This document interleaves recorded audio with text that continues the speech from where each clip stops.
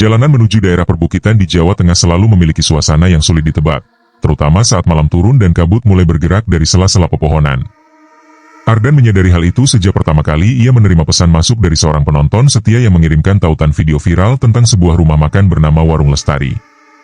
Video itu memperlihatkan seorang pengendara motor yang berhenti karena melihat warung tampak ramai dari luar. Namun begitu pintu dibuka, seluruh ruangan kosong. Tidak ada satupun pelanggan. Tidak ada suara. Seolah keramaian yang terlihat dari jendela hanya bayangan. Ardan adalah seorang pembuat film investigasi amatir yang fokus pada kejadian-kejadian misterius di Indonesia. Ia tidak mencari sensasi. Ia selalu mencari jawaban, bahkan jika itu membuat sebagian orang menganggapnya aneh. Saat ia memutar video itu berulang kali, ia merasa ada sesuatu yang janggal. Bayangan para pelanggan di dalam warung terlihat seperti manusia nyata, bukan pantulan cahaya atau editan kasar. Gerakan mereka natural. Ada yang mengangkat gelas, ada yang menunduk, bahkan terlihat jelas seseorang tertawa perlahan. Tetapi rekaman saat pintu dibuka menunjukkan meja kosong dengan permukaan bersih mengilap. Tidak ada sisa makanan. Tidak ada piring. Tidak ada apapun. Ardan memutuskan menyelidikinya. Ia menghubungi dua rekannya, yaitu Gilang dan Sinta. Keduanya sering membantunya dalam pembuatan dokumentasi lapangan. Mereka bertiga sudah beberapa kali bekerja sama dan memahami ritme satu sama lain. Namun kali ini Ardan meminta mereka datang bukan hanya sebagai tim dokumentasi, tetapi sebagai saksi. Ia tidak ingin menyelidiki warung itu sendirian. Pada sore hari, mereka bertemu di studio kecil Ardan. Layar komputer menampilkan video viral itu. Ardan memutarnya sekali lagi sambil berdiri di samping meja. Gilang menatap video itu tanpa berkedip. Sinta merapatkan jaketnya, seakan udara di ruangan terasa lebih dingin setelah menonton rekaman itu. Ardan menjelaskan secara singkat apa yang ia ketahui. Menurut penelusuran awal, warung itu sudah tutup selama beberapa tahun. Pemiliknya bernama Bulastri dan kabarnya menghilang tanpa jejak setelah sebuah kecelakaan tragis yang menewaskan beberapa pelanggan warung. Tidak ada laporan lengkap tentang kejadian tersebut dan tidak ada berita resmi yang menjelaskan detailnya. Informasi tentang hilangnya sang pemilik juga sangat terbatas. Seakan ada bagian dari kisah itu yang sengaja ditutup rapat. Gilang menghela napas panjang. Ia bukan tipe yang mudah percaya pada hal-hal gaib, tetapi rekaman itu tampak sangat nyata. Sinta justru lebih gelisah. Ia peka terhadap suasana dan seringkali merasa tidak nyaman ketika berada di lokasi angker. Namun ia tetap setuju ikut karena menurutnya Ardan membutuhkan bantuan, dan ia tidak ingin membiarkan Ardan menyelidiki sendirian. Menjelang malam, mereka bertiga berangkat menggunakan mobil. Ardan yang mengemudi, Gilang duduk di sampingnya, sementara Sinta berada di kursi belakang dengan peralatan kamera. Perjalanan memakan waktu hampir 2 jam dari kota. Jalanan menuju lokasi mulai terasa sunyi begitu mereka memasuki kawasan hutan kecil yang menghubungkan 2 kecamatan. Kabut mulai turun pelan-pelan. Suara jangkrik terdengar lirih di balik pepohonan. Lampu mobil menembus kabut tipis yang menggantung rendah. Sinta memandangi jendela sambil memeluk tas kameranya. Ia bertanya apakah mereka yakin akan tiba sebelum terlalu malam. Ardan hanya menjawab bahwa warung itu justru harus didatangi saat malam, karena kejadian dalam video diperkirakan terjadi sekitar pukul 9 malam. Untuk memahami fenomenanya, mereka harus melihat kondisi yang sama. Radio mobil tiba-tiba mengeluarkan suara berdesis. Suara musik yang tadinya mengalun pelan berubah menjadi dengung statis. Ardan mencoba mengubah frekuensi, tetapi setiap kanal hanya mengeluarkan suara serupa. Gilang melihat jam di dashboard. Waktu menunjukkan pukul 8:15 menit.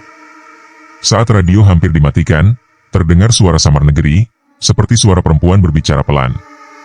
Bukan nyanyian, bukan ucapan jelas, tetapi seperti bisikan yang berulang-ulang. Ardan menghentikan mobil sejenak. Mereka saling menatap. Bisikan itu terdengar sangat dekat, seakan berasal dari speaker mobil. Namun saat diperhatikan lebih teliti, suaranya seperti datang dari belakang kursi Sinta. Sinta menunduk. Ia merasa seperti ada seseorang duduk di belakangnya. Ardan langsung mematikan radio. Dalam sekejap, suara itu menghilang. Udara dalam mobil terasa lebih berat dari sebelumnya. Mereka melanjutkan perjalanan dengan hening. Kabut semakin tebal, memaksa Ardan mengemudi lebih pelan. Jalan menurun dan berbelok tajam. Gilang memeriksa peta digital di ponselnya, memastikan mereka berada di jalur yang benar. Namun sinyal sempat hilang beberapa kali, membuat mereka harus berhenti sebentar untuk memastikan arah. Di tengah perjalanan, Ardan melihat sesuatu dari kejauhan.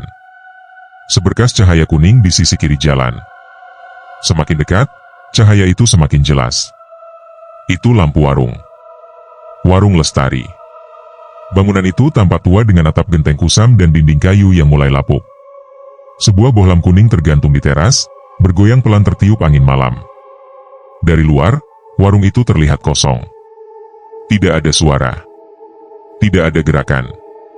Tetapi Ardan merasa ada sesuatu yang memperhatikan mereka dari dalam. Mobil berhenti tepat di depan warung. Tidak ada bangunan lain di sekitar. Hutan di sisi kiri dan kanan. Jalan sepi. Suasana terlalu tenang untuk ukuran malam. Ardan mengambil napas panjang sebelum membuka pintu mobil. Ia turun perlahan, diikuti Gilang dan Sinta. Angin malam membawa aroma tanah basah yang bercampur dengan samar bau kayu tua. Mereka berdiri di depan warung, menatap pintu kayu tua yang tertutup rapat. Namun sesuatu membuat mereka terdiam lama. Di lantai teras warung, terlihat jelas jejak kaki basah. Banyak sekali. Jejak itu mengarah ke dalam warung, seolah ada kerumunan besar baru saja masuk beberapa menit sebelum mereka tiba. Ardan menatap jejak itu dengan hati berdebar. Ia tahu satu hal pasti. Tempat ini tidak benar-benar kosong. Angin malam terasa lebih dingin ketika Ardan mulai melangkah masuk ke teras warung Lestari. Cahaya kuning redup dari bohlam yang tergantung di atas pintu membuat bayangan tubuh mereka memanjang ke arah jalan. Gilang memeriksa jejak kaki basah yang berserakan di lantai. Ada jejak kecil seperti anak-anak, jejak orang dewasa, dan beberapa jejak terlihat menyeret, seakan pemiliknya berjalan dengan kaki yang tidak kuat menopang tubuh. Sinta berdiri dekat mobil sambil memegang kamera. Tangannya bergetar ringan. Ia biasanya bertanggung jawab mengambil gambar suasana pertama sebelum mereka benar-benar masuk, tetapi kali ini ia nampak bimbang. Ardan memintanya untuk tetap merekam. Dokumentasi tahap awal selalu penting dalam setiap investigasi. Sinta menyalakan kamera dan mengarahkan lensa ke arah pintu warung yang tertutup. Ardan mendekati pintu kayu itu. Permukaannya dipenuhi goresan samar. Beberapa seperti bekas kuku. Ada juga bagian yang kayunya terkelupas, seakan pintu pernah ditarik paksa dari dalam. Ardan meletakkan telapak tangannya di atas gagang pintu yang dingin. Ia menoleh ke Gilang dan Sinta untuk memastikan mereka siap. Tanpa banyak bicara, Ardan mendorong pintu perlahan. Engselnya berderit pelan. Suara itu memecah keheningan malam seperti seruan kecil dari masa lalu. Begitu pintu terbuka setengah, aroma aneh keluar dari dalam ruangan. Baunya seperti campuran debu tua, minyak goreng yang sudah lama tidak digunakan, dan sesuatu yang sulit dijelaskan, seperti makanan yang tidak pernah basi dan tidak pernah membusuk. Ardan masuk lebih dulu. Ruangan warung tampak gelap, hanya diterangi cahaya dari bohlam yang berada di luar. Meja-meja tersusun rapih. Kursi tertata dengan posisi standar seakan siap digunakan. Tidak ada satupun benda di atas meja. Permukaannya bersih seperti baru saja dilap. Tidak ada piring, tidak ada gelas, tidak ada sisa apapun. Semuanya terlalu rapi. Gilang menyusul masuk sambil menyalakan lampu senter kecil dari ponselnya. Sinar putih menyapu ke seluruh penjuru ruangan. Warung ini tidak terlalu besar. Hanya ada 5 meja di sisi kiri dan 5 meja di sisi kanan. Di ujung ruangan terlihat pintu menuju area dapur yang gelap. Ada kain lusuh tergantung di samping pintu, bergerak pelan tertiup angin yang entah datang dari mana. Sinta berdiri tepat di belakang mereka. Kamera tetap menyala. Ia mencoba mengambil gambar dari berbagai sudut sambil mengatur napasnya yang mulai tidak teratur. Ardan melihat sekeliling ruangan, lalu menunduk memperhatikan lantai. Ia menemukan jejak kaki basah yang tadi berada di teras, ternyata berlanjut hingga ke dalam. Jejak itu berhenti tepat di salah satu meja dekat dinding. Ardan mendekat dan memeriksanya. Jejak itu menghilang di bawah meja seperti pemilik jejak itu duduk di sana. Namun kursi yang ada di meja itu terlihat tidak tergeser. Tetap rapi pada posisinya. Seakan sosok itu duduk tanpa menggerakkan kursi sedikit pun. Gilang mengusap lengannya. Udara dalam ruangan terasa lebih dingin daripada di luar. Suasana hening, tetapi ada getaran kecil tidak kasat mata, seperti tempat ini menyimpan gerakan yang tidak terlihat mata manusia. Ardan mencoba menenangkan diri dan mulai melakukan observasi lanjutan. Ia mengarahkan lampu ponselnya ke kaca jendela. Dari dalam, terlihat pantulan mereka bertiga berdiri memeriksa ruangan. Namun pantulan itu aneh. Mereka tampak seperti ada bayangan tambahan di belakang mereka. Ardan mendekat ke kaca untuk memastikan. Tapi begitu ia berada cukup dekat, bayangan itu hilang. Ia melangkah mundur. Bayangan tidak muncul lagi.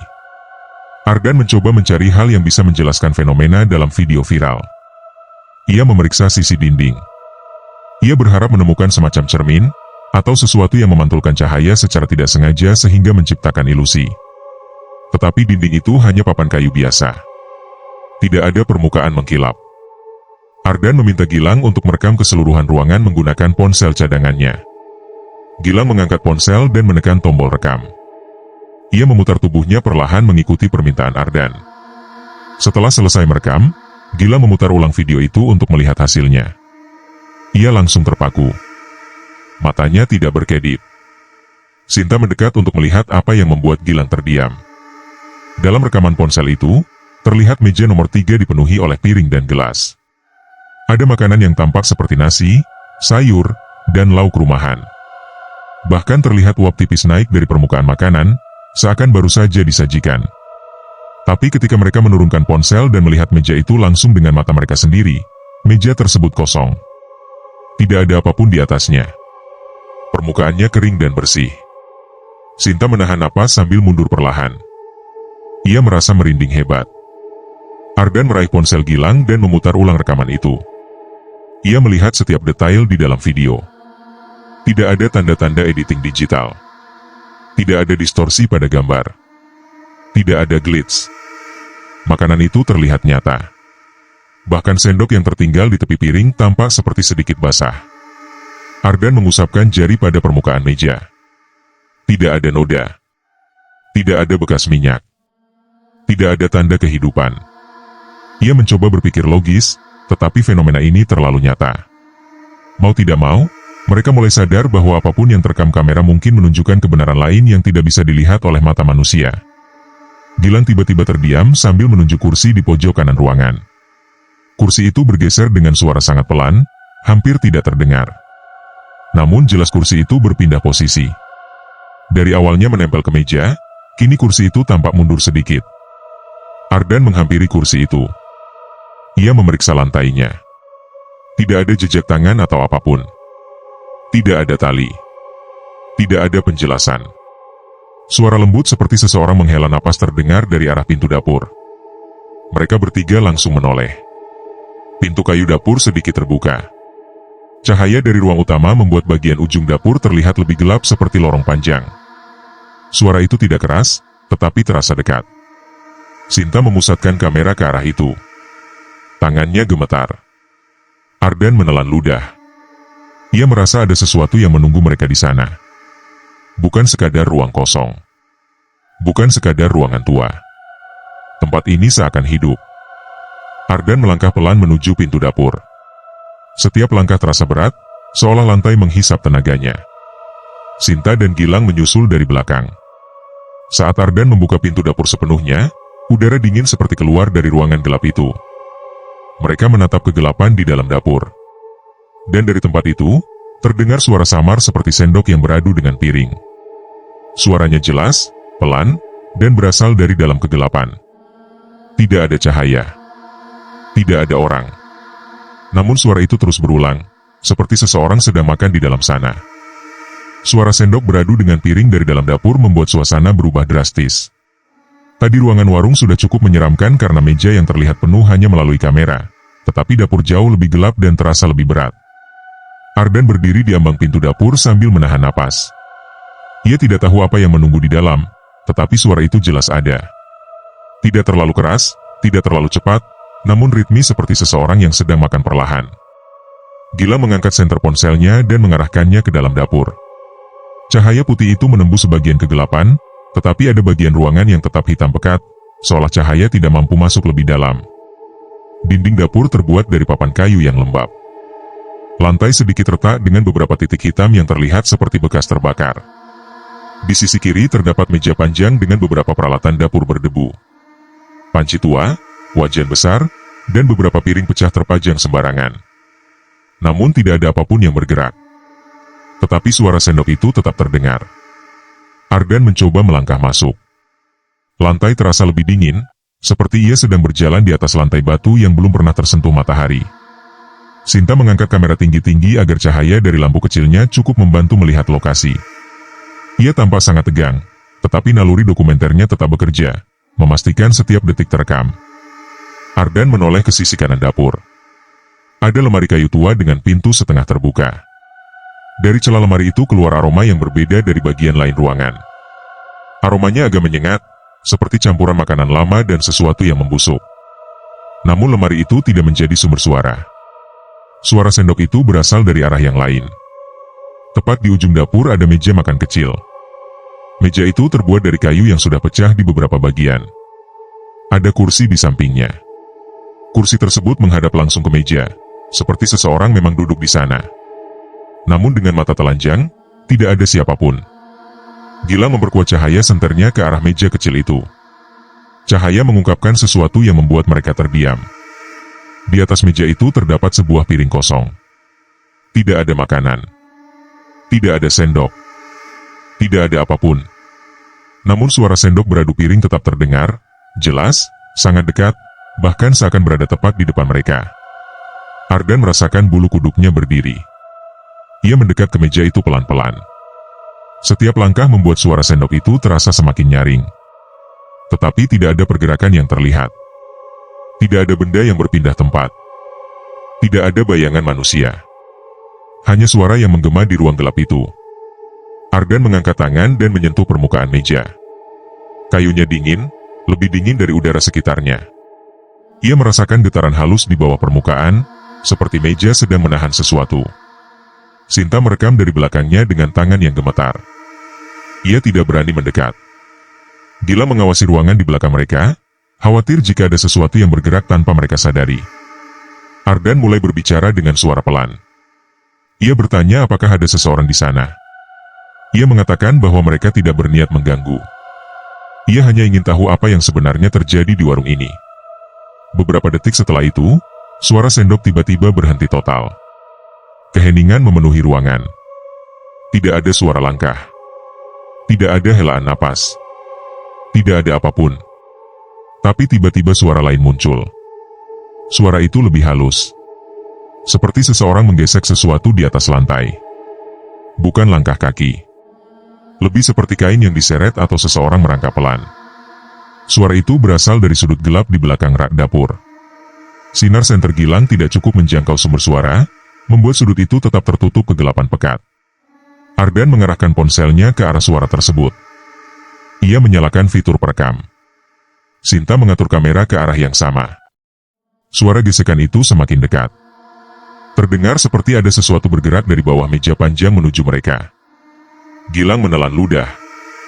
Ia mundur setengah langkah sambil mengangkat senter lebih tinggi. Tiba-tiba suara itu berhenti tepat di depan meja panjang. Tidak ada pergerakan lebih lanjut. Hanya keheningan yang semakin menekan. Ardan merunduk sedikit untuk melihat ke bawah meja panjang itu. Mata Ardan menyesuaikan diri dengan kegelapan. Ia tidak melihat apa-apa pada awalnya. Namun setelah beberapa detik, ia mulai menyadari ada sesuatu di sana. Ada bayangan gelap, bentuknya hampir menyerupai tubuh manusia yang merayap, tetapi tidak jelas. Bayangan itu tidak memiliki kontur wajah. Tidak terlihat tangan. Tidak terlihat kaki. Hanya bentuk samar yang tampak menggeliat pelan. Ardan mundur spontan. Jantungnya berdetak kencang. Namun bayangan itu tidak bergerak lagi. Seakan mengetahui mereka sedang melihatnya. Sinta memekik pelan ketika salah satu alat dapur di rak terjatuh dengan suara keras. Suara itu menggema dan memecah konsentrasi mereka. Rak dapur terbuat dari kayu tua dan tidak mudah bergerak. Benda yang jatuh itu bukan karena angin. Ardan mengarahkan senter ke rak itu. Sebuah piring tua tergeletak di lantai. Tidak ada tanda-tanda apa yang membuatnya jatuh. Ardan memutuskan mundur ke ruang utama. Dapur terlalu sempit dan terlalu gelap untuk investigasi lengkap. Mereka bertiga perlahan berjalan mundur ke arah pintu dapur. Sinta tetap merekam semuanya tanpa mematikan kamera. Saat mereka keluar dari dapur, udara di ruang utama terasa sedikit lebih ringan. Namun sesuatu berubah. Ketika pintu dapur menutup sendiri dengan suara keras, Mereka bertiga menoleh cepat. Suara itu menggetarkan udara. Pintu itu tertutup rapat, seolah didorong dari dalam oleh kekuatan yang tidak terlihat. Sinta mundur hingga menabrak salah satu meja. Gilang menatap pintu itu dengan wajah pucat. Ardan mengatur napas. Ia memutuskan untuk melihat rekaman kamera Sinta. Mereka bertiga maju bersama untuk melihat layar kecil kamera itu. Sinta memutar ulang bagian ketika mereka masih di dapur. Dan apa yang terlihat membuat tenggorokan Ardan terasa kering. Dalam rekaman itu, saat mereka menyorot ke sudut yang gelap, terlihat jelas ada sosok manusia duduk membelakangi mereka di meja kecil dapur. Sosok itu mengenakan pakaian seperti pelanggan warung biasa. Rambutnya panjang menutupi sebagian wajah. Tubuhnya sedikit membungkuk seperti sedang makan. Sendok di tangannya bergerak naik turun. Tetapi yang membuat mereka semakin takut adalah ketika sosok itu berhenti makan, kemudian menoleh perlahan ke arah kamera. Wajahnya tidak terlihat jelas, seakan kabur atau ditutupi kabut. Namun gerakan kepalanya terlalu nyata. Dan seluruh kejadian itu sama sekali tidak terlihat oleh mata mereka saat berada di dapur. Hanya kamera yang melihat semuanya. Malam itu, setelah kejadian pintu yang seakan menolak untuk dibuka, suasana di dalam rumah makan menjadi jauh lebih tegang dari sebelumnya. Angin yang tadinya tenang mendadak berubah seperti hembusan dari ruang kosong yang dingin. Lampu gantung di tengah ruangan bergoyang perlahan seakan ada sesuatu yang berjalan tepat di bawahnya. Dan pada saat itulah, Bima merasa keputusan untuk tetap melanjutkan penyelidikan adalah keputusan yang tidak bisa ia tarik kembali. Ia menatap Andin yang jelas ketakutan. Namun meski wajahnya pucat, perempuan itu tetap mencoba menahan diri agar tidak panik. Di belakang, ada sesuatu, kata Andin pelan. Di dapur, tanya Bima. Andin mengangguk, tapi bukan karena ia melihat sesuatu. Lebih kepada firasat. Sejak pertama kali datang ke tempat ini, ia merasa bagian dapurlah yang paling tidak wajar. Ruangan itu terlalu gelap, terlalu dingin, dan terlalu sunyi. Seakan menyimpan sesuatu yang tidak ingin ditemukan. Bima menyalakan senter kecil yang ada di tasnya. Kita cek. Tapi kamu di belakangku saja. Tanpa menunggu jawaban, Bima mulai melangkah menuju pintu dapur. Lantai terasa semakin dingin setiap langkah yang mereka ambil. Hawa lembab di udara membuat nafas terasa berat. Bahkan suara bisikan kipas angin dari ruang depan menghilang, digantikan keheningan mencekam yang membuat telinga berdenging. Saat pintu dapur dibuka, aroma aneh langsung menerjang keluar.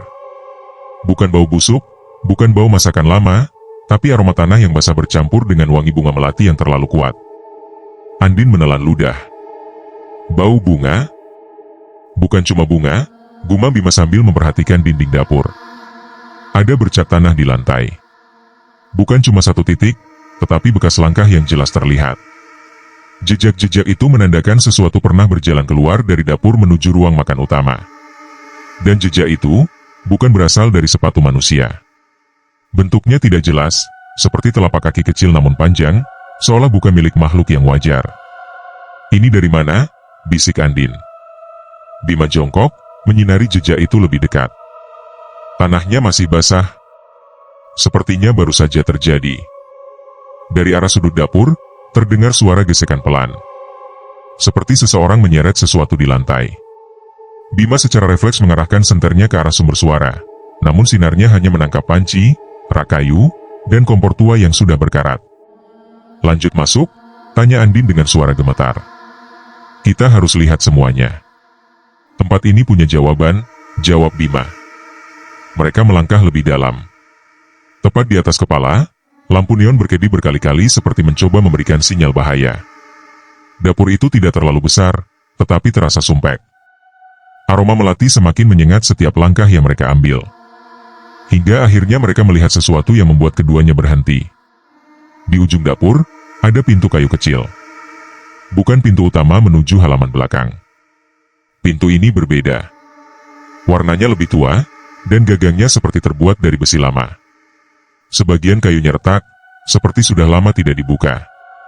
Namun bagian bawah pintu tampak bersih, seolah seseorang sering melaluinya. Bima perlahan memegang gagang pintu itu, namun ia berhenti ketika mendengar suara. Bukan suara gesekan. Bukan suara benda jatuh. Tetapi suara bisikan. Sangat pelan, namun jelas. Suara itu seperti suara perempuan, menangis. Andin memegang lengan Bima. "Kamu dengar?" "Iya," jawab Bima sambil menatap pintu tersebut dengan tatapan fokus. Pertanyaannya, siapa yang menangis? Saat suara itu semakin jelas, Bima merasakan bulu kuduknya berdiri. Bisikan itu bukan hanya tangisan. Ada kalimat terputus-putus di dalamnya. Seperti seseorang memohon sesuatu dari balik pintu. "Tolong, aku lapar. Aku masih di sini. Jangan tinggalkan aku." Andin mulai mundur perlahan. "Bima, kita harus keluar. Sekarang." Namun sebelum Bima sempat menjawab, pintu kecil itu bergerak sendiri. Tidak terbuka sepenuhnya, tetapi cukup untuk memperlihatkan sedikit celah gelap di baliknya. Dan pada celah itu, seseorang menatap mereka dari dalam. Bukan mata. Tidak ada bentuk wajah. Yang terlihat hanya permukaan gelap, seperti kulit tanpa fitur apapun. Namun meski tanpa mata, tanpa hidung, tanpa mulut, makhluk itu tampak benar-benar sedang menatap mereka. Andin memekik tertahan dan menutup mulutnya sendiri agar tidak berteriak. Sementara Bima justru terpaku. Tubuhnya membeku seakan seluruh energi tersedot keluar. Makhluk itu tidak bergerak. Hanya diam. Seperti memerhatikan mereka dari kegelapan. Tapi sesuatu yang jauh lebih aneh terjadi. Jejak tanah di lantai mulai memanjang pelan. Jejak itu semakin banyak, seperti kaki-kaki kecil muncul dari arah pintu kecil itu. Bukan satu, bukan dua, tetapi belasan. Bima langsung menarik Andin mundur. "Kita keluar. Sekarang." Namun sebelum mereka mencapai pintu dapur, suara lain muncul. Suara piring jatuh. Suara meja bergeser. Suara seperti banyak orang yang baru saja duduk bersamaan. Mereka berdua serentak menoleh ke ruang makan. Dan pemandangan itu membuat darah mereka membeku. Seluruh meja di restoran kini penuh. Semua kursi terisi oleh sosok yang duduk membelakangi dapur. Tubuh-tubuh itu seperti manusia, tetapi tidak ada yang memiliki kepala yang utuh. Sebagian kepala hanya bentuk gelap tanpa wajah, sebagian lagi miring seperti patah, dan beberapa hanya tampak seperti bayangan hitam tanpa bentuk jelas. Namun yang membuat suasana makin menggila adalah semua sosok itu bergerak. Mereka seperti sedang makan. Gerakan tangan mereka naik turun seolah mengambil makanan. Padahal meja-meja itu kosong total. Tidak ada makanan. Tidak ada piring. Hanya gerakan yang seakan mengulang aktivitas makan seperti memori yang diputar ulang. Andin berbisik hampir tanpa suara. "Ini bukan manusia." Bima menggenggam tangannya lebih kuat. "Apapun mereka sadar kita ada di sini." Dan saat kalimat itu diucapkan, semua sosok berhenti. Serempak. Puluhan tubuh tak berwajah itu memutar kepala ke arah dapur. Menghadap keduanya. Mereka tidak punya mata, tapi semua tatapan itu terasa menusuk. Bima merasakan kakinya goyah. Andin hampir jatuh karena takut. Kemudian, satu persatu sosok itu berdiri. Perlahan. Serentak. Dan dari arah dapur, pintu kecil itu terbuka lebih lebar. Tangisan perempuan berubah menjadi suara tawa rendah. Tawa yang dingin, hampa, dan tidak berasal dari makhluk yang wajar. Bima memundurkan tubuhnya. "Kita lari sekarang." Namun dari dalam ruang makan, terdengar suara langkah berat. Salah satu sosok mendekat. Lalu lainnya menyusul. Seperti mengepung. Seperti memburu. Gelap total. Teror baru saja dimulai. Kegelapan yang mendadak itu bukan hanya membuat ruangan hilang dari pandangan, tetapi juga membuat napas Bima dan Andin tercekat. Tidak ada cahaya dari luar, tidak ada pantulan dari lampu jalan, tidak ada sinar rembulan. Seolah seluruh dunia ditutup kain hitam tebal yang tidak bisa ditembus. Andin menggenggam lengan Bima dengan kuat. Tubuhnya gemetar. "Bima, mereka masih di sini, aku dengar langkahnya." Bima mengatur napas, mencoba tetap tenang meski jantungnya berdetak sangat keras. "Tetap dekat. Jangan lepasin tanganku. Kita cari pintu keluar." Namun langkah mereka hanya beberapa detik, sebelum suara langkah lain terdengar. Suara itu bukan hanya datang dari depan. Dari belakang juga. Dari samping kiri. Dari samping kanan. Bahkan dari arah dapur yang tadi mereka tinggalkan. Seolah puluhan makhluk itu membentuk lingkaran, perlahan mendekat. Tiba-tiba, lampu neon di atas kepala menyala lagi. Namun cahaya yang muncul bukan cahaya putih biasa. Warnanya pucat kekuningan seperti lampu yang hampir habis, dan berkedip-kedip seolah dipaksa hidup. Saat mata mereka menyesuaikan cahaya, keduanya langsung kaget. Ruangan yang tadinya merupakan rumah makan biasa, kini berubah total. Meja-meja yang sebelumnya tersusun rapi tidak lagi berada di tempat semula. Lemari hias di pojok ruangan berpindah ke tengah. Pintu keluar yang seharusnya berada di sebelah timur ruangan kini berpindah ke sisi lain, namun bentuknya berbeda. Tanpa jendela, tanpa pegangan, hanya balok kayu polos tanpa celah. Bima menatap lekat ruangan itu.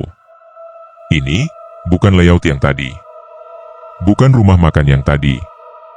Apa yang ia lihat bukan sekadar ruangan yang berubah tempat. Rumah makan itu berubah seperti labirin. Meja, kursi, lemari, bahkan tiang-tiang ruangan berputar posisinya seakan sedang menutup jalan keluar, memaksa mereka berjalan ke arah tertentu. Bima, itu, ujar Andin sambil menunjuk ke deretan meja paling ujung.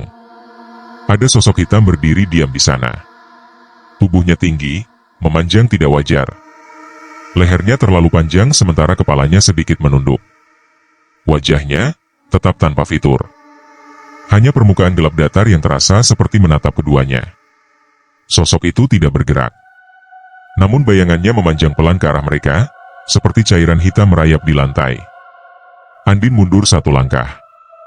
Kita harus cari jalan lain. Mereka kembali melangkah ke sisi kanan, mencoba menghindari sosok itu. Namun meja-meja di sekitar mereka tiba-tiba bergerak sendiri, menggeser, menutup jalur pelarian. Bunyi gesekan kayu terdengar keras dan kasar, membuat telinga terasa panas. Kursinya juga, gumam Bima lirih. Kursi-kursi ikut bergerak perlahan, seperti makhluk hidup yang mengatur posisi untuk menjebak mangsanya. Mereka memutuskan melewati celah sempit di antara dua rak kayu besar. Cahaya dari lampu neon yang redup membuat bayangan panjang di lantai, seolah rak-rak itu memiliki bentuk jauh lebih besar dari seharusnya. Ketika mereka berhasil lewat, suara itu muncul. Krek. Suara patahan kecil. Seperti tulang yang ditekan. Dari balik rak, muncul tangan hitam panjang dengan jari-jari kurus yang lebih dari 5. Tangan itu bergerak pelan, meraba-raba udara, seperti mencari sesuatu. Atau seseorang. Andin menutup mulutnya rapat-rapat agar tidak teriak. Jari-jari itu hampir menyentuh bahunya sebelum Bima menariknya ke samping. Tunduk. Bisik Bima. Mereka merunduk di balik meja terdekat, menunggu jari-jari itu menghilang di balik rak. Namun tangan itu tidak ditarik kembali. Tangan itu menggores lantai, meninggalkan garis hitam panjang yang tampak seperti terbakar. Bima memegang bahu Andin. Kita harus bergerak cepat sebelum semua jalan tertutup. Mereka berdua keluar dari bawah meja dan kembali menyusuri jalur sempit yang terbentuk dari kumpulan kursi.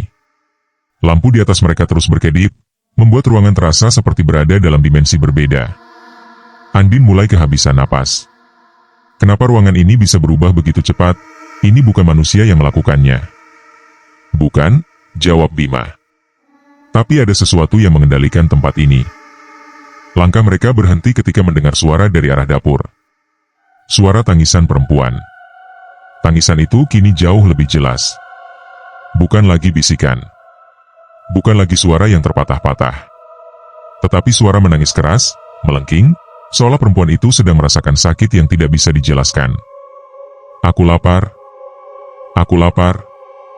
Jangan pergi. Andin menggeleng cepat. Tidak, aku tidak mau ke dapur itu. Namun ketika mereka mencoba berbalik arah, jalan keluar yang tadi ada di belakang mereka telah menghilang. Berganti dengan dinding kosong tanpa celah. Lemari tempat kasir yang tadinya berada di sudut ruangan kini menghalangi arah kembali. Labirin itu berubah lagi. Memaksa mereka ke arah dapur. Bima menghela napas panjang. Tidak ada pilihan lain. Mereka melangkah mendekati pintu dapur. Cahaya lampu di bagian itu lebih gelap, seakan energi listrik tidak berani masuk ke area tersebut. Aroma melati dan tanah basah kembali muncul, lebih kuat dari sebelumnya.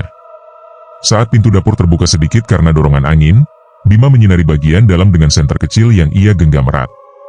Cahaya hanya mencapai sekitar 2 meter ke depan, sebelum menabrak kegelapan pekat yang seolah menelan sinar itu. Namun di batas cahaya tersebut, terlihat sesuatu. sebuah meja kecil. Di atasnya ada mangkuk kosong.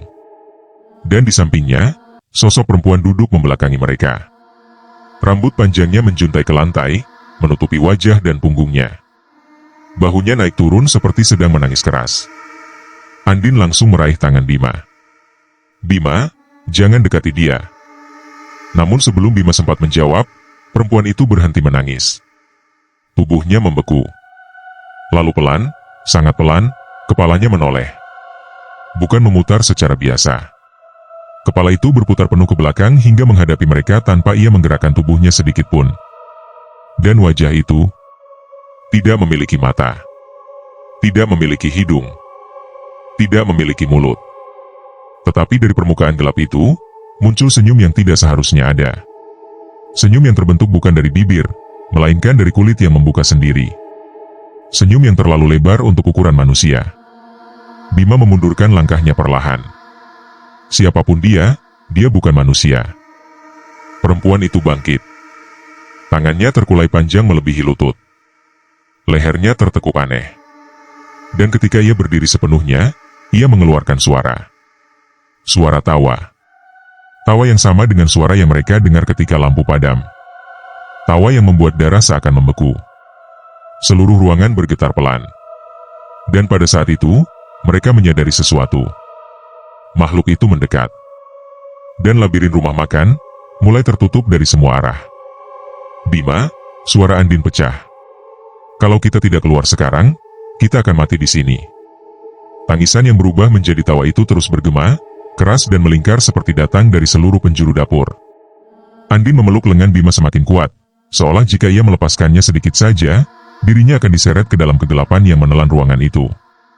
Makhluk perempuan tanpa wajah itu melangkah maju. Langkahnya pelan, tapi lantai bergetar setiap ia menyentuhnya. Rambutnya yang panjang diseret di lantai menghasilkan suara gesekan yang membuat bulu kuduk meremang. Dan semakin ia mendekat, semakin jelas terdengar bunyi aneh dari tubuhnya, seperti ada sesuatu yang bergerak di balik kulitnya yang gelap. Bima menarik Andin mundur. "Jangan tatap dia. Jangan biarkan dia terlalu dekat." Namun langkah mereka tidak banyak membantu ketika seluruh ruang makan kembali berubah. Meja-meja yang tadinya membentuk labirin tiba-tiba bergerak sendiri, memisah dan menutup jalan keluar. Rak-rak penuh piring bergeser, membentuk semacam tembok berduri. Bahkan lemari tua di pojok tampak seperti tumbuh lebih tinggi, menghalangi cahaya dari lampu yang mulai meredup. Suara lain muncul dari ruang makan. Bukan hanya satu, tetapi puluhan suara. Seperti napas berat. Seperti geraman perlahan. Seperti ratusan dada yang naik turun bersamaan. Apa itu? Andin menutup mulutnya, menahan tangis. Bima menyorotkan senternya ke arah ruang makan. Dan cahaya itu menangkap pemandangan yang membuatnya terpaku beberapa detik. Puluhan sosok yang tadi duduk di kursi kini berdiri penuh. Mereka semua menghadap ke dapur. Tubuh mereka tetap sama, tanpa wajah, hanya kulit gelap yang datar. Tetapi yang berubah adalah bagian dada mereka. Di tengah dada, muncul satu lubang besar seperti cekungan. Dari cekungan itu keluar suara berdesis, seolah mereka bernapas dari sana, bukan dari wajah yang tidak pernah mereka miliki. Andin mengusap pipinya yang mulai basah. Mereka bangun, mereka semua bangun. Sosok-sosok itu mulai melangkah maju. Awalnya pelan, tetapi semakin lama gerakannya semakin cepat dan agresif. Makhluk perempuan tanpa wajah di depan mereka mengeluarkan suara teriakan panjang. Teriakan itu bergema dan membuat seluruh sosok lainnya berhenti sejenak, lalu bergerak serempak ke arah dapur. Bima segera memegang tangan Andin. "Ikut aku. Kita harus cari jalan yang tidak mereka tutup." "Tapi kemana?" "Semua jalan ditutup," seru Andin hampir menangis. "Masih ada kantor belakang. Aku lihat di layout awal rumah makan, ruangan kantor punya pintu kecil menuju luar.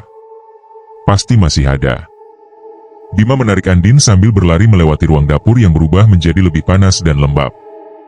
Di belakang mereka, langkah makhluk-makhluk itu terdengar menghantam lantai dengan cepat. Beberapa meja jatuh terbalik saat mereka menerjangnya. Ketika mereka sampai di ujung dapur, Bima melihat pintu kecil ke arah ruang kantor. Pintu itu setengah terbuka, dan lentera kecil di dalam kantor berkedip seperti memberi tanda. "Kita masuk," seru Bima. Saat mereka memasuki kantor, pintu dapur di belakang mereka langsung menutup keras. Bukan ditutup makhluk itu, tetapi seperti ditutup oleh rumah makan itu sendiri. Kantor kecil itu tampak berantakan. Kertas-kertas tercecer, file tagihan jatuh berhamburan, dan meja kantor terbalik. Namun yang membuat keduanya berhenti adalah dinding di sisi kanan. Di dinding itu, ada puluhan foto. Foto-foto pelanggan. Foto orang-orang biasa yang sedang makan. Foto keluarga. Foto pasangan muda. Foto pekerja kantoran. Semua tampak normal. Namun setiap foto memiliki lingkaran tinta hitam besar di bagian leher. Seakan leher mereka disorot sebagai tanda. Andin menutup mulutnya. Bima, leher mereka. Di salah satu foto, terlihat seorang perempuan muda dengan senyum lebar. Di belakang perempuan itu, ada bayangan makhluk perempuan tanpa wajah, berdiri sangat dekat. Seperti ia selalu ada di belakang semua orang. Bima menyinari seluruh dinding. Ini bukan foto biasa. Ini pelanggan-pelanggan yang hilang. Semua korban. Tepat di bawah foto-foto itu, mereka melihat tulisan di kertas lusuh. Mereka selalu datang lapar. Jika makanan habis, tamu akan memakan apa saja. Rumah makan ini bukan tempat biasa. Dia menunggu. Dia selalu menunggu. Bima membaca tulisan itu dengan suara rendah. Ini bukan tempat manusia. Ini jebakan. Rumah makan ini memakan pelanggannya. Sebelum Andin sempat merespons, suara langkah berat terdengar dari arah dapur. Lalu suara lain, lebih pelan namun lebih dekat, muncul tepat di belakang pintu kantor. Sosok perempuan tanpa wajah itu sedang berdiri di luar. Andin meneteskan air mata. Bima, pintu keluar mana? Katanya ada. Bima berpaling, menyinari sudut ruangan. Ada lemari besi besar dengan pintu terbuka. Dan di baliknya terlihat lantai kayu retak. Namun bukan pintu keluar yang mereka temukan. Bukan jalan menuju halaman belakang seperti yang Bima harapkan. Yang mereka temukan adalah ruang bawah tanah kecil. Gelap, berlumpur, dan penuh bayangan bergerak di dalamnya. Dan suara itu muncul lagi. Suara ratusan langkah kecil. Seperti anak-anak berlari, namun bukan anak. Andin mundur. Bima, jangan. Jangan turun. Itu bukan jalan keluar. Namun makhluk-makhluk di ruang makan semakin dekat. Suara serot meja terdengar keras. Mereka semakin mendekat kantor.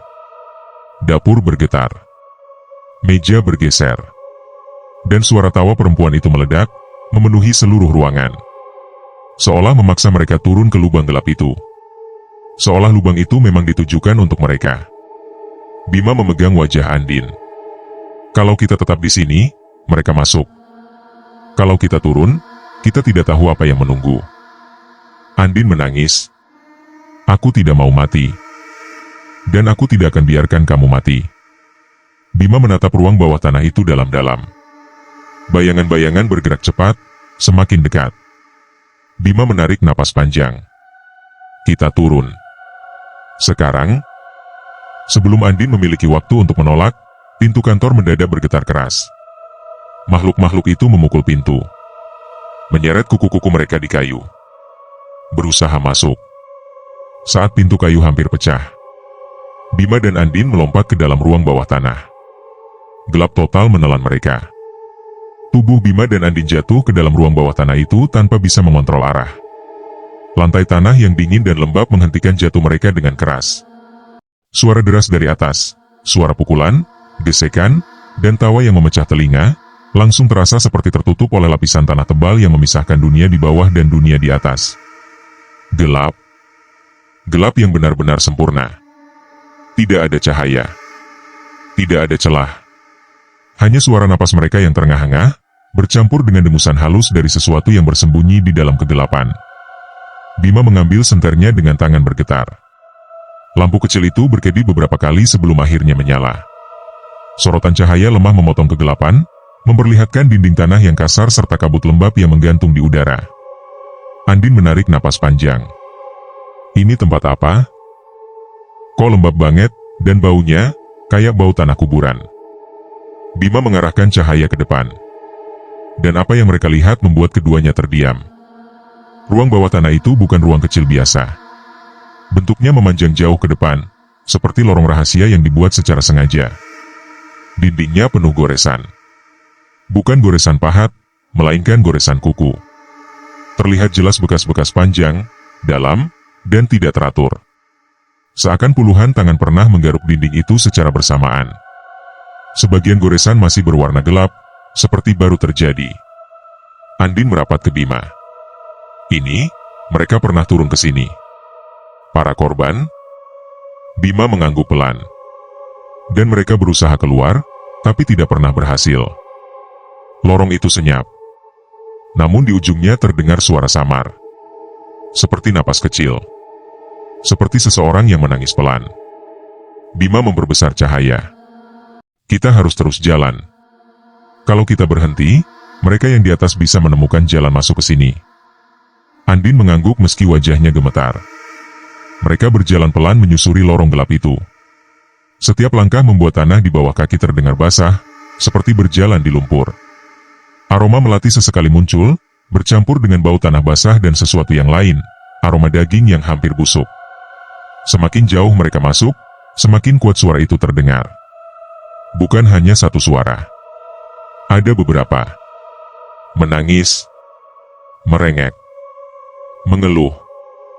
Aku lapar. Aku tidak bisa keluar. Kenapa dia tidak datang lagi? Aku tidak mau mati. Andin menutup telinganya. Suara itu, suara orang yang pernah terjebak di sini. Bima, aku takut banget. Bima memegang pundaknya. Tenang. Suara ini tidak bisa menyentuh kita. Selama kita tetap bergerak, mereka cuma suara. Namun ia tahu itu bohong. Suara-suara itu semakin nyata seakan mereka berada di tengah kerumunan makhluk tak terlihat. Tiba-tiba, senter Bima menangkap sesuatu di bagian kanan lorong. Andin langsung menahan napas. Itu adalah dinding tanah yang dipenuhi cap tangan kecil. Bukan cap tangan anak kecil biasa. Cap itu berukuran seperti tangan manusia, tetapi jari-jarinya terlalu panjang. Dan bentuknya terlalu tajam. Seakan jari-jari itu bukan tulang normal, tetapi sesuatu yang bisa memanjang sendiri. Andin memundur pelan. Bima, cap-cap itu, sama kayak tangan yang kita lihat di dapur. Sebelum Bima menjawab, suara berat terdengar dari arah belakang. Duk. Duk. Duk. Seperti sesuatu yang besar melompat turun ke ruang bawah tanah. Senter Bima goyah dalam genggaman. Cepat. Jalan terus, seru Bima dengan suara rendah. Lorong itu semakin sempit. Seakan memaksa mereka untuk terus bergerak maju. Semakin jauh mereka masuk, semakin jelas terlihat bahwa lorong ini bukan terbentuk alami. Ada tanda-tanda galian kasar. Ada bekas tanah yang digaruk paksa. Dan yang membuat perut seperti terbalik adalah kumpulan kain robek yang menempel di dinding. Pakaian. Pakaian pelanggan. Kemeja. Jilbab. Celana panjang. Seragam sekolah. Semua tersangkut di tanah seakan orang-orang itu meresahkan pakaian mereka sambil berusaha keluar. Andin menutup mulutnya sambil menangis. Mereka semua mati di sini. Bima tidak menjawab. Namun hatinya terasa berat. Ini bukan sekadar misteri restoran angker. Ini lebih buruk. Ini tempat pembantaian. Suara langkah itu makin mendekat. Langkah besar. Lambat. Berat. Dahinya berkeringat dingin. Andin, kita harus buru-buru ke ujung lorong. Pasti ada sesuatu di depan. Mereka berlari kecil sambil tetap menyorotkan senter ke depan. Lorong itu mulai melebar. Tanahnya berubah menjadi lebih padat dan permukaannya lebih rata. Seperti ada seseorang yang pernah merapikannya. Ketika mereka mencapai area yang lebih luas, mereka berhenti terpaku. Itu bukan lorong lagi. Ini adalah ruang besar bawah tanah. Dan di tengah ruangan itu, ada meja kayu panjang. Di atas meja, ada puluhan mangkuk kosong. Dan kursi-kursi kecil melingkar menghadap meja. Semua kursi itu seakan menunggu seseorang untuk duduk. Andin menggeleng cepat. Ini ritual. Bima melanjutkan tanpa ragu. Mereka disuruh duduk di sini. Mereka makan sesuatu di sini. Andin memegangi dadanya. Tapi makan apa, Bima? Makanan apa yang diberikan ke korban-korban itu? Bima menyorotkan cahaya ke arah lantai meja. Dan ia menemukan jawabannya. Ada noda hitam tetap di bawah kursi. Noda itu berbentuk seperti tumpahan cairan tebal. Aromanya tajam. Tidak asing. Itu bau darah. Andin mundur sambil memegang mulutnya. Allah, ini tempat mereka terakhir. Sebelum Bima sempat menyelesaikan kalimatnya, suara langkah berat itu terdengar di pintu masuk lorong. Sosok besar muncul dari kegelapan. Sosok itu membungkuk, hingga kepala tanpa wajahnya terlihat di dalam cahaya senter. Tubuhnya tinggi, tidak proporsional. Tangan panjangnya menyentuh lantai. Kulitnya hitam pekat. Dan yang paling menakutkan, lubang besar di bagian dada mengembang dan mengempis, mengeluarkan suara napas kasar. Sosok itu menatap mereka tanpa mata. Andin terisak, kita tidak bisa keluar. Bima menatap ke atas meja. Ada sesuatu yang menarik perhatiannya. Di atas meja, di tengah puluhan mangkuk kosong itu, ada satu mangkuk yang berbeda. Mangkuk itu berisi sesuatu berwarna merah gelap. Seperti cairan kental. Masih segar. Masih menetes. Dan tepat di sampingnya, ada foto. Foto pelanggan terakhir yang diduga hilang. Foto itu masih basah di bagian pinggirnya. Bima menelan ludah dengan susah payah. Andin, mangkuk ini baru dipakai. Makhluk besar itu maju satu langkah. Tawa perempuan tanpa wajah terdengar lagi, sangat dekat. Tapi kali ini bukan dari belakang. Tawa itu datang dari dalam ruangan besar itu sendiri. Dan di sudut ruangan, dalam kegelapan perlahan, siluet perempuan tanpa wajah mulai muncul. Dia tidak sendiri. Di belakangnya, puluhan sosok kecil merangkak dari tanah. Dunia gelap ini baru memperlihatkan wujudnya. Aku tidak pernah menyangka malam itu akan menjadi malam paling panjang dalam hidupku. Setelah semua rangkaian kejadian aneh, teror suara, bayangan tak dikenal, hingga rekaman CCTV yang memperlihatkan meja penuh hidangan padahal ruang makan seharusnya kosong, aku sadar satu hal. Malam ini adalah puncak dari semua misteri yang selama ini mengintai rumah makan Mulyani. Dan mau tidak mau, aku harus kembali ke tempat itu untuk mengungkap semuanya. Sore itu, aku bersiap dengan perasaan yang berat.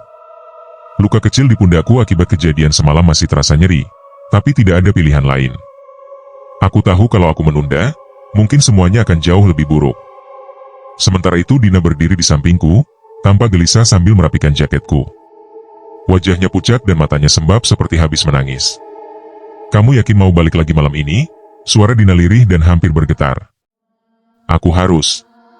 Kalau tidak, misteri ini tidak akan pernah selesai, jawabku pelan. Dina menggenggam tanganku erat. Kalau ada apa-apa, kamu langsung keluar dari tempat itu. Jangan sok berani. Aku tidak mau kehilangan kamu. Aku mengangguk. Kata-katanya membuat jantungku terasa semakin berat. Aku tidak punya keberanian sebesar yang ia pikirkan. Yang aku punya cuma rasa penasaran, dan rasa bersalah karena sudah menyeretnya ke dalam masalah yang tidak seharusnya ia alami. Menjelang maghrib, aku berangkat menuju rumah makan. Langit mendung, seakan mendukung suasana yang sudah berat sejak pagi. Ketika sampai, aku memarkir motorku di depan bangunan tua itu. Rumah makan Mulyani terlihat lebih suram dari biasanya. Lampu neon depannya redup berkedip dan cat tembok bagian atas mulai terkelupas. Tidak ada satupun kendaraan di parkiran. Tempat itu benar-benar kosong. Aku mengeluarkan senter kecil dari tas, lalu melangkah masuk. Begitu pintu kayu tua itu terbuka, aroma lembab langsung menusuk hidung. Ruangan gelap, hanya cahaya dari senter kecilku yang menusuk kegelapan. Semua meja tertata rapi, sama seperti terakhir kali aku datang. Tapi suasananya berbeda. Lebih sunyi. Lebih mencekam. Aku menutup pintu pelan-pelan, dan saat itu juga udara di dalam berubah dingin. Bukan dingin biasa. Tapi dingin seperti ada sesuatu yang menghisap kehangatan dari tubuhku. Aku menyalakan perekam suara, lalu mulai berbicara. Ini malam terakhir investigasi. Aku akan mencari ruangan penyimpanan yang disebut warga. Tempat di mana makanan untuk arwah konon disiapkan setiap malam. Aku berjalan menuju dapur. Setiap langkah terasa berat, seperti ada yang mengawasi dari balik gelapnya ruangan. Sesampainya di dapur, aku menemukan pintu kayu tua yang sebelumnya tertutup kini sedikit terbuka. Padahal aku ingat jelas, pintu itu terkunci ketika aku pertama kali datang 2 hari lalu. Apa ini pintu menuju ruangan penyimpanan itu? Gumamku. Aku mendorong pintunya pelan. Ternyata benar. Di baliknya ada lorong panjang yang tidak pernah kutemukan di kunjungan sebelumnya. Lorong itu gelap dan penuh sarang laba-laba, seperti tidak pernah terjamah selama bertahun-tahun. Detak jantungku berdegup cepat. Aku melangkah masuk perlahan. Udara di lorong itu lebih dingin. Senter kecilku mulai berkedip, seperti tidak kuat menghadapi energi di dalam ruangan itu. Dinding lorong terbuat dari bata lama yang kusam, dan di beberapa bagian terlihat hitam seperti bekas terbakar. Aku terus berjalan sampai menemukan sebuah pintu besi tebal di ujung lorong. Pintu itu berkarat, tapi terlihat kokoh. Di bagian tengahnya ada ukiran sederhana berbentuk lingkaran, dengan garis-garis kecil di bawahnya. Seperti simbol pemanggilan atau sesuatu yang punya arti khusus dalam tradisi Jawa. Tanganku gemetar saat memegang gagang pintunya. Aku mendorongnya perlahan. Begitu terbuka, aroma amis langsung memenuhi udara. Cahaya senterku jatuh pada sebuah ruangan sempit. Di dalamnya ada beberapa meja panjang. Dan di atas meja-meja itu, aku melihat sesuatu yang membuat bulu kuduku berdiri. Peringatan makanan. Bukan untuk manusia. Piring-piring tanah liat yang diisi nasi basi. Lauk pauk yang sudah membusuk. Gelas-gelas kecil yang terisi air yang sudah menghitam. Semuanya tertata rapi seolah baru saja dipersiapkan. Aku melangkah lebih dalam. Jantungku berdetak semakin cepat. Ruangan ini seperti didesain khusus untuk ritual yang masih dijalankan sampai sekarang. Tapi oleh siapa? Saat aku berjongkok untuk melihat salah satu piring lebih dekat, tiba-tiba terdengar suara langkah kaki dari balikku. Top! Top! Top! Aku membeku. Suara langkah itu pelan, lambat, dan sangat jelas. Seolah ada seseorang berjalan masuk ke ruangan itu. Aku menelan ludah, lalu perlahan menoleh ke belakang. Gelap. Hanya lorong. Tidak ada siapa-siapa. Tapi kemudian... Top! Top! Top! Suara itu kini lebih dekat. Aku mundur perlahan, tubuhku mulai bergetar. Lalu tepat di depan pintu lorong, perlahan muncul sosok bayangan. Tingginya tidak wajar, jauh lebih tinggi dari manusia normal. Bahunya lebar, tapi tubuhnya kurus seperti ranting pohon. Rambutnya panjang dan kusut, jatuh menutupi wajah. Aku terpaku. Sosok itu tidak bergerak. Ia hanya berdiri mematung sambil menghadapku. Lalu sesuatu terjadi. Bayangan itu perlahan mengangkat kepala. Rambut panjangnya tersibak sedikit. Dan di baliknya, tidak ada wajah. Hanya permukaan datar seperti kulit tanpa bentuk. Aku tersentak mundur. Nafasku tersengal-sengal. Senterku jatuh dan lampunya mati. Ruangan langsung gelap total. Dalam gelap itu aku bisa mendengar napas. Bukan napasku, tapi napas panjang dan berat dari sosok di depan pintu. Aku meraba-raba lantai mencari senterku, tapi tidak menemukannya. Dengan tangan gemetar aku meraba tembok, mencari arah keluar. Langkah-langkah sosok itu kini terdengar mendekat. Top! Top! Top! Setiap langkah membuat lantai bergetar lembut. Rasanya seperti ada tekanan kuat yang menghimpit dadaku. Aku meraih gagang pintu besi dan mendorongnya sekuat tenaga. Tapi pintunya macet. Seolah ada sesuatu dari luar yang menahannya. Aku mendorong lagi. Dan lagi. Sampai akhirnya pintu itu terbuka. Aku langsung berlari keluar lorong, tidak peduli apapun. Nafasku terputus-putus. Tapi suara langkah itu terus mengejar dari belakang. Suaranya menggema di seluruh lorong. Seolah lorong itu memandu sosok itu tepat ke arahku. Begitu mencapai dapur, aku langsung menerobos keluar menuju area makan. Dan di sanalah terjadi sesuatu yang membuat tubuhku langsung berhenti bergerak. Seluruh meja di rumah makan itu penuh makanan. Semua tersaji lengkap. Nasi masih panas. Sayur masih mengeluarkan uap. Seolah baru saja dimasak beberapa detik yang lalu. Padahal tadi ruangan ini kosong. Aku terpaku. Pemandangan itu persis seperti rekaman CCTV yang kulihat. Rupanya bukan rekaman yang aneh. Memang begitu kenyataannya. Tok. Tok. Tok. Langkah itu semakin dekat. Aku langsung berlari ke pintu depan. Kutarik gagangnya. Terkunci. Aku menarik lagi sekuat tenaga. Pintu itu tetap tidak bergerak. Seolah ada kekuatan dari luar yang menahannya. Tidak mungkin, gumamku. Langkah itu kini terdengar sangat dekat. Aku bisa merasakan napas dinginnya di belakangku. Dengan sisa tenaga aku menendang pintu kayu itu. Dor. Pintu terbuka. Aku langsung berlari keluar tanpa menoleh sedikit pun. Begitu berada di parkiran, aku menoleh sekali. Dan saat itu aku melihatnya. Sosok tanpa wajah itu berdiri di balik pintu rumah makan. Diam. Tidak mengejar. Hanya menatapku tanpa mata. Lalu perlahan, pintu rumah makan itu menutup dengan sendirinya. Brak. Dan lampu seluruh bangunan mati total. Aku berdiri di jalanan, napas terengah-engah, tubuh gemetar tak bisa dikendalikan. Aku tahu satu hal malam itu. Rumah makan Mulyani bukan sekadar tempat makan. Tempat itu sudah menjadi ruang antara dunia manusia dan sesuatu yang lebih gelap. Sesuatu yang tidak pernah menginginkan manusia mengetahui rahasia di balik pintu-pintunya. Dan malam itu, aku hampir menjadi bagian dari mereka. Namun malam itu, aku selamat. Setidaknya untuk sementara. Aku berdiri cukup jauh dari halaman rumah makan Mulyani malam itu. Nafasku masih tidak beraturan, tubuhku gemetar hebat, dan dalam benakku hanya ada satu hal. Tempat itu bukan rumah makan biasa. Dan semua rumor yang beredar di kalangan warga ternyata tidak berlebihan. Bahkan jauh lebih gelap dari apa yang mereka ceritakan. Beberapa menit aku hanya terpaku menatap bangunan itu dari kejauhan. Lampunya padam total, seperti bangunan mati yang sudah puluhan tahun ditinggalkan. Tidak ada suara. Tidak ada gerakan. Tidak ada tanda apapun yang menunjukkan kalau tempat itu baru saja dihuni oleh sesuatu yang mengejarku. Aku menenangkan diri dulu sebelum akhirnya beranjak ke motor. Tanganku masih gemetar saat memegang kunci. Saat aku hendak memasukkan kunci ke lubang, tiba-tiba ada seseorang memanggilku. Mas. Aku tersentak dan langsung menoleh. Ternyata itu Pak Samin, warga yang beberapa hari lalu memperingatkanku agar tidak ikut campur urusan rumah makan itu. Nafasnya tersengal-sengal seolah ia berlari ke arahku. Aku lihat kamu masuk tadi, aku pikir kamu tidak akan keluar lagi, katanya dengan suara penuh kecemasan. Aku tidak membalas. Aku hanya mengangguk pelan. Pak Samin memegang pundakku, lalu menarikku menjauh dari rumah makan itu.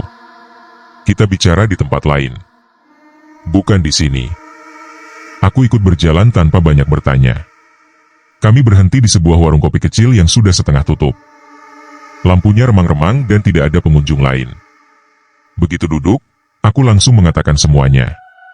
Tentang lorong tersembunyi. Tentang ruangan persembahan.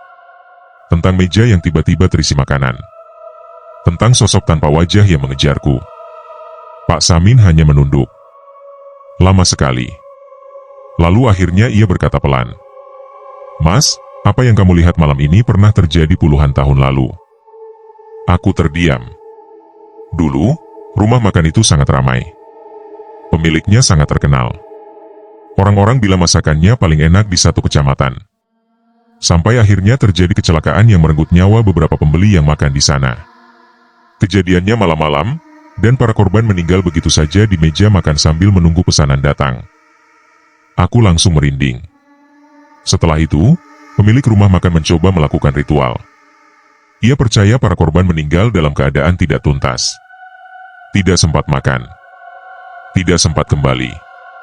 Jadi ia menyediakan makanan setiap malam sebagai penghormatan agar arwah mereka tenang. Niatnya baik? Tanyaku. Pak Samin menggeleng cepat. Mas, dunia tidak sesederhana itu. Ketika seseorang memberi tanpa tahu kepada siapa ia memberi, akan ada banyak yang datang. Tidak hanya arwah korban. Ada makhluk lain yang ikut menerima sajian itu. Aku terdiam. Sejak saat itu, lanjutnya, rumah makan itu tidak lagi dihuni manusia. Tapi dihuni sesuatu yang menganggap meja makan itu milik mereka. Aku menarik napas panjang. Potongan puzzle yang selama ini berserakan mulai tersusun perlahan. Semua kejadian yang aku alami masuk akal, walau tetap sulit dipercaya. Terus apa yang mengejarku malam ini? Tanyaku. Pak Samin memejamkan mata sejenak, lalu berkata dengan suara lirih. Itu bukan arwah manusia. Itu penjaga. Makhluk yang terbentuk dari rangkaian persembahan yang tidak pernah berhenti. Semakin sering diberi, semakin kuat ia menjadi. Aku merasakan tengkuku dingin. Kalau begitu, kataku, kenapa tiba-tiba berhenti? Kenapa rumah makan itu kosong selama ini? Pak Samin menjawab sambil menatapku dalam-dalam. Karena pemilik terakhirnya menutup tempat itu tanpa menunaikan ritual terakhir. Penjaga itu kelaparan. Dan ketika kamu masuk, kamu dianggap pengganti. Darahku serasa berhenti mengalir. Kamu beruntung bisa keluar, tambah Pak Samin. Tapi mulai malam ini jangan pernah datang lagi. Jangan pernah menyebut tempat itu dengan niat ingin kembali. Dan jangan pernah menantang keberadaan yang tinggal di sana. Aku mengangguk pelan. Tidak ada satu bagian pun dari diriku yang ingin kembali ke tempat itu. Tidak sekarang. Tidak nanti. Setelah selesai berbincang, aku pulang dengan pikiran kacau. Selama perjalanan, aku terus menoleh ke spion, memastikan tidak ada yang mengikuti dari belakang. Bahkan ketika tiba di rumah, aku memeriksa setiap sudut ruangan seperti seseorang yang baru saja lolos dari maut. Aku duduk di meja kerjaku, menatap laptop dalam diam panjang. Rekaman suara masih berjalan sejak aku menyalakannya di dalam rumah makan. Aku memutarnya dari awal. Suara nafasku, langkah kakiku, dan desah ketakutanku terdengar jelas. Namun saat mencapai bagian ketika lampu padam di ruang persembahan, aku mendengar sesuatu. Sebuah suara yang bukan milikku. Suara itu lirih, dalam, dan tidak terdengar seperti suara manusia. Suara itu berkata pelan. Belum selesai? Aku langsung menekan tombol stop. Nafasku tercekat. Bulu kuduku berdiri. Untuk beberapa detik aku hanya diam, tidak tahu harus berbuat apa. Namun tidak ada kejadian lain setelah itu. Rumahku tetap hening. Tidak ada suara langkah di luar pintu. Tidak ada bayangan di jendela. Tidak ada yang bergerak. Tapi aku tahu satu hal. Meskipun aku menutup cerita ini malam itu, makhluk di rumah makan Mulyani tidak pernah benar-benar hilang. Ia hanya kembali ke tempat asalnya. Menunggu. Mengamati. Dan mungkin mencari celah untuk kembali menuntaskan jamuan yang sudah lama terputus. Cerita ini mungkin berakhir. Tapi tempat itu masih ada. Di Jawa Tengah. Di pinggir jalan raya yang tampak biasa saja. Dan siapapun bisa masuk, tanpa tahu apa yang sedang menunggu di dalamnya. Terima kasih sudah mengikuti cerita panjang tentang rumah makan viral di Jawa Tengah. Jika kalian suka dengan cerita ini, silakan tinggalkan komentar, like, dan subscribe agar channel ini bisa terus menghadirkan cerita misteri lainnya untuk kalian. Sampai jumpa di cerita berikutnya. Tetap waspada, dan jangan masuk ke tempat yang tidak kalian kenal.